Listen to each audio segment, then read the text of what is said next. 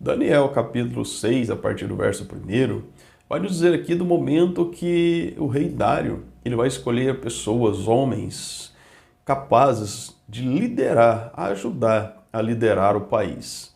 E ali diz o versículo 1 que ele escolheu 120 príncipes, homens então capazes de ajudar a liderar o país. E ele escolheu também 3 homens para serem presidente, para poder liderar esses 120 príncipes. Ou seja, Daniel era um desses 3 presidentes. Ou seja, Daniel estava entre os melhores.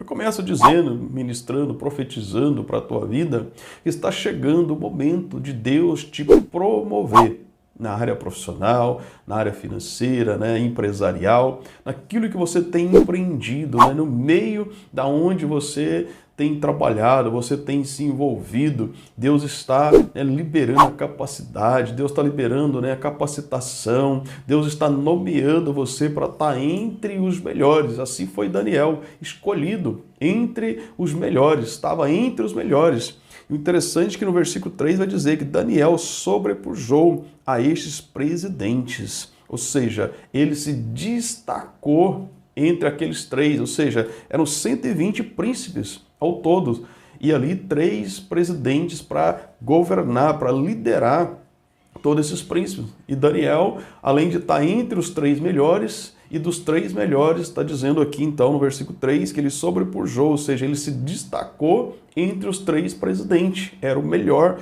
e vai continuar dizendo, ou seja, por quê? Porque nele havia um espírito excelente, o espírito que habitava nele, o espírito de Deus que estava nele era excelente, ele tinha um espírito excelente, ou seja, como ele tinha um espírito excelente, o que ele fazia também era com qualidade excelente. É o que nós temos que fazer, é o que nós devemos praticar, fazer aquilo que nós fomos contratados, que fomos chamados para fazer, que fomos escolhidos para fazer com excelência, que haja esse espírito dentro de nós de excelência, de gostar de fazer com excelência, terminar de fazer aquilo que estamos fazendo, terminar o dia e olhar para trás e dizer: eu fiz e fiz com excelência. É um ministro sobre a tua vida e chegou o tempo de Deus te promover, chegou o tempo de colher os frutos do Espírito excelente para a tua vida, assim como na vida de Daniel. Então ele sobrepujou, ou seja, se destacou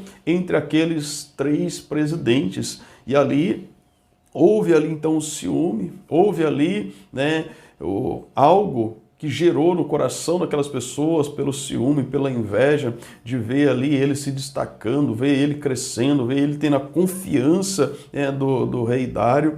E o versículo 4 no finalzinho vai dizer, ele era fiel, ou seja, ele era fiel e não se achava nele nenhum erro, nenhuma culpa. Olha só o padrão de nível que Daniel ele chegou. Era um homem conhecido, um homem de oração, que orava 3 vezes ao dia. Então, ou seja, as pessoas tentou achar nele um defeito, achar nele uma brecha, uma culpa de algo que pudesse incriminar, que pudesse tirar ele daquela função que ele estava fazendo com excelência. Então começaram a avaliar, começaram a observar se ele era corrupto, se ele fazia algo indevido durante o seu trabalho, se ele mexia onde não podia mexer, ou seja, ao ponto de dizerem que ele era fiel e não se achava nele nenhum erro e nenhuma culpa.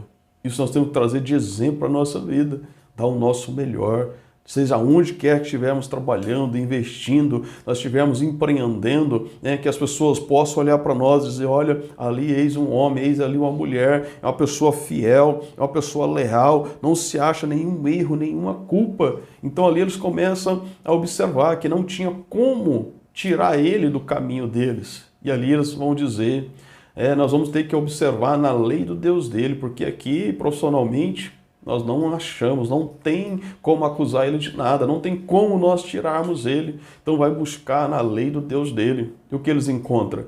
Que Daniel ele orava 3 vezes por dia. E vai dizer ali que as janelas do quarto dele eram abertas. Então ali eles começaram a tramar algo contra Daniel para impedir Daniel, porque sabia que ele era fiel, sabia que ele tinha ali um compromisso naquele tempo, naquelas horas, naquele momento de oração, ele tinha aquele compromisso. Então o que eles resolveram? Criar-se um documento.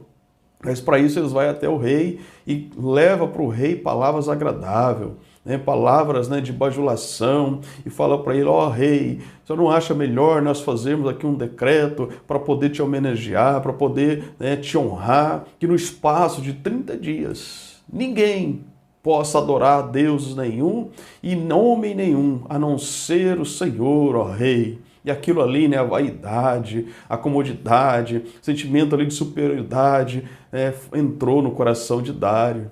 E ele achou bom, né, fazer aquilo, ele achou por bem, né, assinar aquele decreto. Então vai dizer no versículo 7 que os presidentes, ou seja, os outros dois presidentes, capitões, príncipes, conselheiros e governadores, todas essas pessoas se reuniram e fizeram então ali um edito, ou seja, um documento, e levou até Dário. E Dário ali então ele vai, né, confirmar, vai consolidar, ele vai selar aquele documento que é verdade. E vai dizer um pouco mais à frente, né, que Daniel, quando ele soube daquela notícia, a atitude de Daniel foi entrar em sua casa, subir até seu quarto, e ali ele dobra o joelho, como diz o versículo 10, como também antes costumava fazer, como era a rotina. Então aquele decreto ele sabia que poderia levar ele à morte, poderia levar ele à cova dos leões.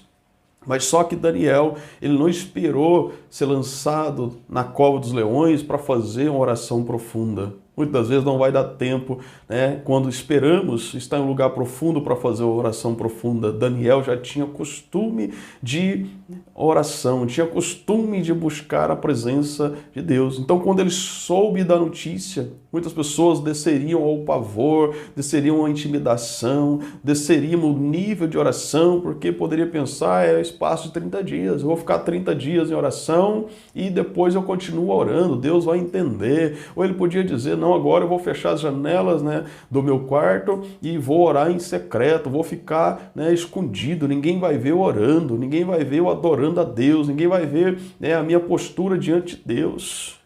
Mas não, Daniel imediatamente ele vai para o lugar de oração, de intimidade. Então vai dizer que Daniel tinha as janelas do quarto abertas, ou seja, Daniel tinha em sua vida uma janela aberta com Deus. Então, ou seja, não era simplesmente uma janela aleatória, para uma direção aleatória. Vai dizer que aquela janela andava em direção de Jerusalém.